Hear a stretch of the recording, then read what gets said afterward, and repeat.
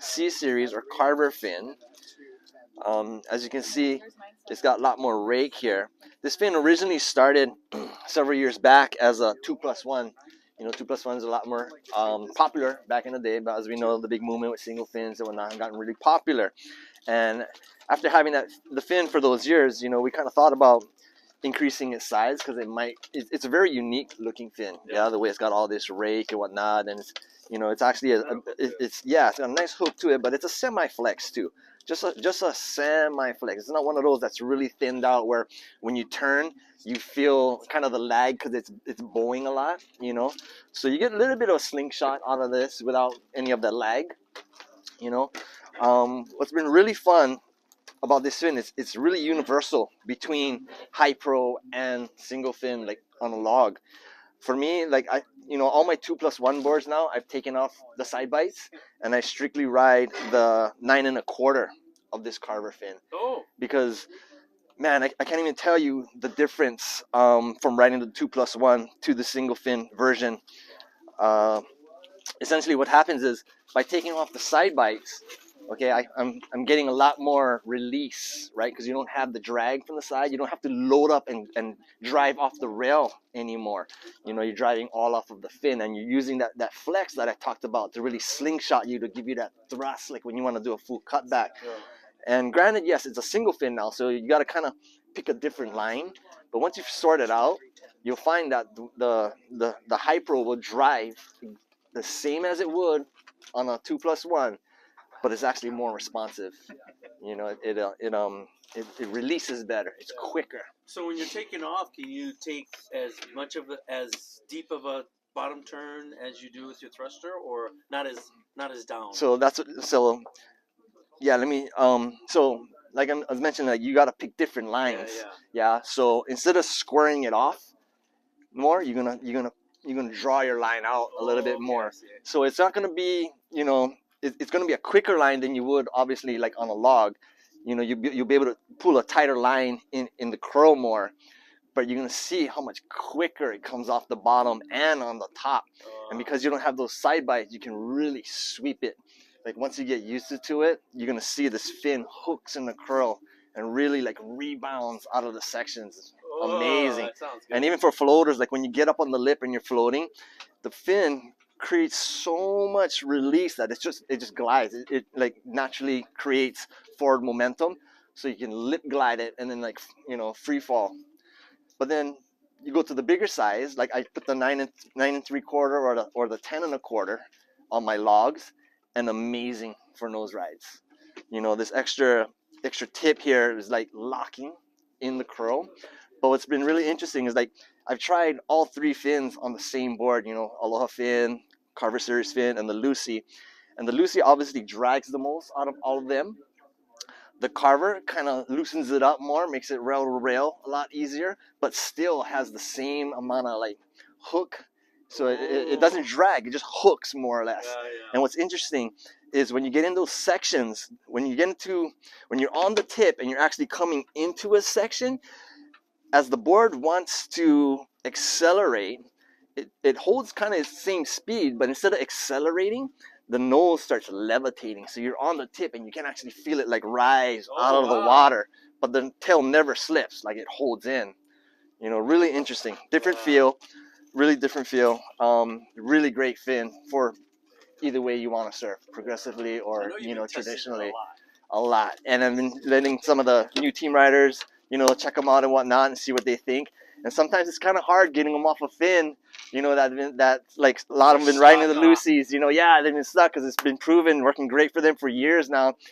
And trying some of these new templates, it's kind of like, okay, yeah, we'll give it a try, you know, but they've been finding that the carver fin's been working out really great for them. So exciting, well, you know. It's hard. I mean, if the waves are the surf is going off, and you're like, can you try this new fin? You're like, what? I'm gonna ride a new fin? I know. Yeah. You know what I mean? Yeah. You can either have a good session or a junk session. So yeah, I know exactly. Yep. Yep. We've all been there. Yep. So on your performance board, what size is your board that you're riding this on? So any of the high pros that I ride are usually like 9/1s. You know, pin or like I usually ride rounded pins. Yeah. You know, especially here in Hawaii. You know, we want them to settle down a little bit more. You know, the water's always moving. We got chop, you know, from the trade winds and whatnot. So the rounded pin helps it to really settle down, you know, in the water. And then the log is like a traditional square tail. For most of my logs, yeah, are square tails. I have a few that's kind of like roundish, double enders and whatnot, you know. But for the most part, yeah, they're kind of more of the squash tails. Oh man, yeah. Versatile fin, huh? Super versatile, super so it fun. comes in, the smallest size for the 2+1s is what size? So the 2+1s, do we have one here, Zaz? Is 7 1/4, and we kind of offset the sizes, you know, when we made this fin, because most of the fins that we have in the line start at like 6 or 7, and they go up, you know, every ½ inch from there. And we haven't had a fin that was in between sizes, you know, so that's why we started off originally with the 7 1/4. This, if you're riding a 2+1, and you know, and that's your jam, this fin's amazing. Again, you know, you got that little bit of flex in there, and this fin, God, it releases so good. It drives really well. And anytime you're in the transition area of the wave, you know, like here, you know, off the bottom, coming off the top, it really likes this transition area, and it'll accelerate you through these turns, you know, bottom, top, whatnot. And like I mentioned, like the floaters and whatnot. Really great fin for 2+1. Oh, but like essentially, winding up. Yeah, seriously, you know, that's the thing. You can really load it up with this fin, and it doesn't lag at all. It just accelerates. Super fun. But 7 1/4.